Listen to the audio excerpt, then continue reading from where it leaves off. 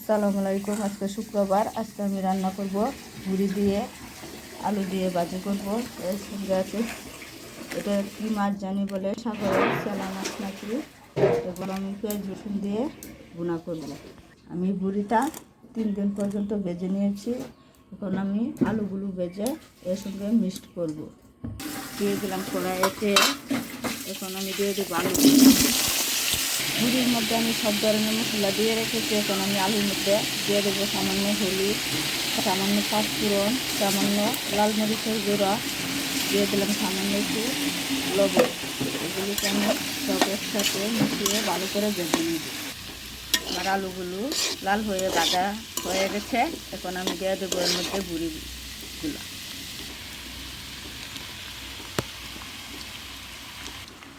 আমি আলু আর ভুড়ি একসাথে সুন্দর করে মিশিয়ে নিয়েছি। এখন আমি এগুলোকে আরও কিছুক্ষণ ভালো করে ভেজে নেব।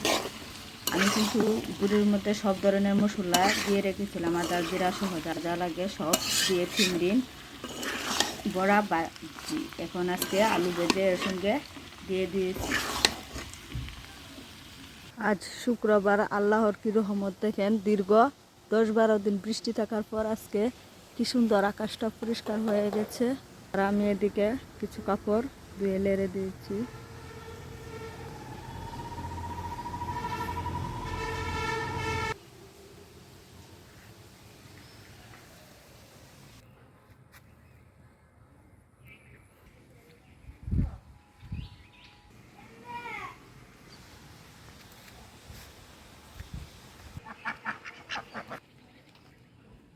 এই যে দেখেন আমার ভাজিটা হয়ে গেছে। আমি এখন নামিয়ে নিই।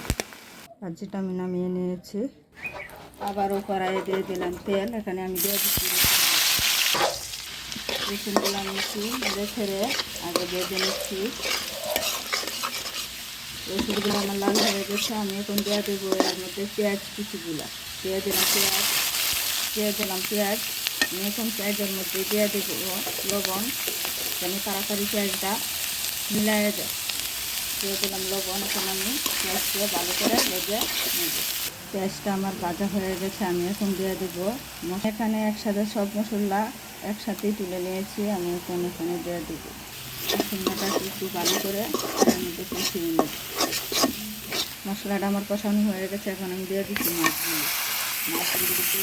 একটু ভালো করে নেড়ে করে নেব।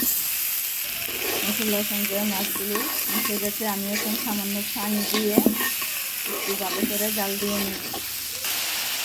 পানি এখন আমি ঢাকা দিয়ে পেয়েছে কিছুক্ষণ জাল করে নেব। পানিটা দিয়ে আমার কষানো হয়ে গেছে। আমি এখন আরও একটু পানি দিয়ে আরেকবার ভালো করে কষিয়ে নেব। দিয়ে দিলাম সামান্য আর একটু পানি। এখন আমি আর একটু সময় কষিয়ে নেব। মেঘলা আকাশ, আবারও অন্ধকার হয়ে গেছে। বৃষ্টি শুরু হতে যাচ্ছে।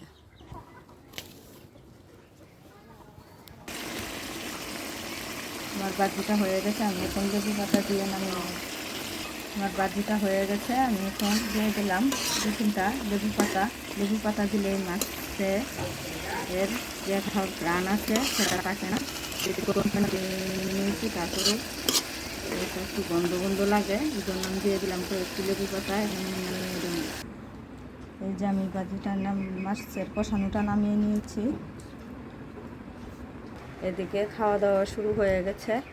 আমার আম্মুর হাতে রান্নাটা অনেক মজা হয়েছে। ভালো লাগলে লাইক শেয়ার কমেন্ট করবেন। আল্লাহ হাফেজ।